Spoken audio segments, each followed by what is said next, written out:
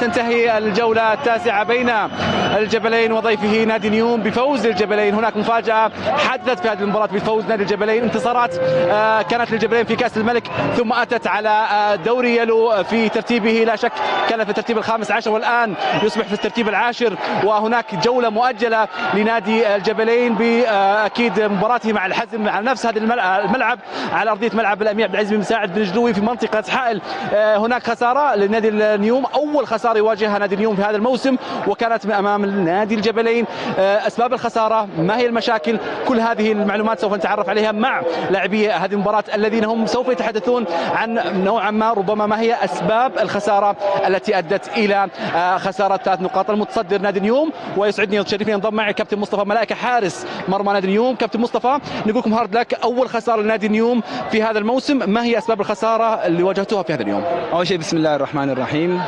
طبعا انت تلعب، احنا قاعد نلعب مباريات مسترسله، هذه المباراه التاسعه.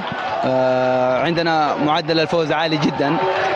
خساره اليوم ما فيها اسباب، اي فريق معرض للخساره. اليوم حاولنا ووصلنا والطرد بدايه المباراه بالعكس ولت قوه بالنسبه لنا. انا اعتقد انه الخساره شيء طبيعي ووارد في كره القدم، وفريق لما يقدم مباريات مسترسله ومطالب بالفوز دائما طبيعي انه تيجي خساره، ولكن ما هي نهايه المطاف. اعتقد انه احنا قادرين انه نعود وبقوه، واتمنى ان شاء الله نرجع لنغمه الانتصارات. نعم كابتن مصطفى، اليوم نشاهد خروج مصطفى ملائكه من شباكه من مرماه كذا مره. هل هناك مشاكل دفاعيه؟ هل هناك توجيهات من قبل المدرب بتقدم الدفاع واللعب على مصيدة التسلل؟ لا طبعا لا. اي فريق يستحوذ على الكره ويلعب هجوم عالي لازم يكون في ثغرات في الخلف، لازم انا اكون اغطيها. فطبيعي انه يطلب مني المدرب اكون دائما خلف المدافعين، فطبيعي اني دائما اكون كاليبرو، اكون اقرا هذه الكور. اي فريق يستحوذ على الكره فتره طويله ويكون يلعب هجوم متقدم معرض انه ينضرب في الخلف. كابتن مصطفى ملائكه، اليوم نادي النيوم متصدر، الترتيب الثاني هو نادي الحزم قريب جدا. عند انتصاره في المباراه القادمه مع نادي الجبلين في نفس الملعب سوف يكون هناك تعادل في النقاط. هل هناك مخاوف من نادي الحزم عند مواجهتهم، عند مواجهتهم ند للند؟ اي فريق يفكر في الفرق الاخرى ليس بفريق. انا اتوقع انه احنا نفكر في فريقنا وكيف نحافظ على انتصاراتنا ومباراه بمباراه. لسه الترتيب يعتبر احنا تونا في الربع الثلث الاول من الدوري. اتمنى انه ان شاء الله نحافظ على انه نلعب مباراه بمباراتها ونحرز 3 نقاط، والترتيب بعد جولات راح يبين معنا. بختم معك هذا اللقاء بسؤال للجماهير نادي النيوم. اليوم هذه الخساره تعدونهم بعدم مشاهده مثل هذه النتيجه وخساره 3 نقاط في المستقبل؟ حبيبي كره القدم طبيعي انك تخسر. احنا اليوم خسرنا 1-0 وبطرد في اول الشوط احنا 3 نقاط تكلم. نعم 3 نقاط، بس لسه عندنا الدوري طويل جدا وقادرين على ان نعوض. وما تنسى انه عندنا غيابات على مستوى الدفاع. طبيعي انك تتعرض للخساره. انت فريق كره القدم واحنا مطالبين بالفوز، ولكن طبيعي انك تتعرض للخساره. كابتن مصطفى هارد لك شكرا. كان لقاء كابتن مصطفى ملائكه. كابتن كارلوس جونيور غير جاهز. ايضا ينضم معي الكابتن عبد الله الحربي. كابتن عبد الله الحربي، مبروك نادي الجبلين، مبروك 3 نقاط. الله يعطيكم العافيه. في هذه المباراه نادي الجبلين كان هناك توتر من قبل الجماهير نادي الجبلين في هذه المباراه. هناك نجوم يواجهون نادي الجبلين، وايضا هناك نجوم في نادي الجبلين، ولكن كانت الكفه ترجح لنادي النيوم. اليوم الجبلين اصبح يفاجئ في كاس الملك واليوم في دوري يلو. اول شيء بسم الله الرحمن الرحيم، الحمد لله على الفوز. اهدي هذا الفوز للجمهور اللي حضر اليوم ولاداره النادي والجهاز الفني واللاعبين. اعتقد قدامنا مباراه كبيره زي ما كانت المباراه اللي فاتت ضد نادي الاتفاق. بالنسبه اللي تقول التوتر بالنسبه للجماهير، اعتقد انها توتر بالنسبه للنتائج، لان نتائجنا ما هي تعكس مستوانا داخل ارضيه الملعب. كنا محتاجين الفوز هذا بغض النظر ضد نادي النيوم او اي نادي ثاني، لكن نعدهم ان شاء الله بالمباريات الجايه نحسن من مركزنا باذن الله. اعتقد ان مباراه اليوم دافع كبير لنا زي ما كانت مباراه الاتفاق، وباذن الله نقدم نتائج افضل وافضل باذن الله. بحول الله تعالى.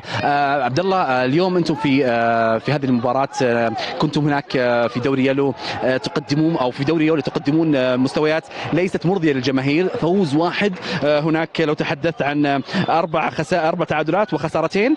اليوم في هذه الجوله التاسعه تقدمون نتيجه مبهره. ما الذي تغير في نادي الجبلين خلال الجوله السابقه وهذه الجوله، وايضا في كاس الملك المفاجات تقدمونها؟ فعلا انا اتوقع كنا محتاجين وقت، لانه مثل ما انت عارف يمكن من الموسم الماضي تقريبا ما موجود الا تقريبا 3 إلى 4 لعيبه، والفريق كامل تغير، وفي لعيبه انضموا لنا بعد نهايه المعسكر. كنا نحتاج بعض الوقت، لكن الحمد لله تداركنا. ان شاء الله نتدارك الوضع، وباذن الله انها دافع لنا زي ما قلت لك. كابتن عبد الله الحربي، نتمنى لكم التوفيق ان شاء الله في قادم الايام، وكما شاهدنا في كاس الملك واليوم في دوري يالو في نتائج ايجابيه. نتمنى ان شاء الله ان تكونوا دائما عند حسن ظن جماهير نادي الجبلين باذن الله. شكرا لك، الله يعطيك العافيه. شكرا لك. ايضا انضم معي مشاهدي الكرام الكابتن كارلوس البرتو جونيور، هو لاعب نادي نيوم. كارلوس، اهلا كارلوس، ويلكم. اليوم في هذه المباراه نتحدث مع اللاعب كارلوس جونيور، هو مهاجم نادي نيوم. في البدايه نتحدث عن هذه المباراه. هناك خلينا نقول حجب كبير للكابتن كارلوس في هذه المباراه، لا نشاهد كرات تصل كثيره للكابتن كارلوس. ما هي اسباب هذه الانعزاليه؟ هل هناك خلينا نقول دفاع قوي من نادي الجبلين وايضا ضغط عليه، ام هناك مشاكل بين صانعي الكره للكابتن كارلوس؟ Bem-vindo, Carlos Júnior, um grande jogador com um nome pesado na Liga da Arábia Saudita ou no futebol árabe. O Carlos Júnior hoje não recebeu muitas bolas, ficou mais ou menos um pouco isolado. Aí isso foi porque os defensores do Jabalen fizeram bem seu trabalho, ou você não teve um jogador para acertar a base para você para chegar na área e fazer mais atacar o gol. Não, obrigado. Hoje nós tivemos um difícil jogo, né?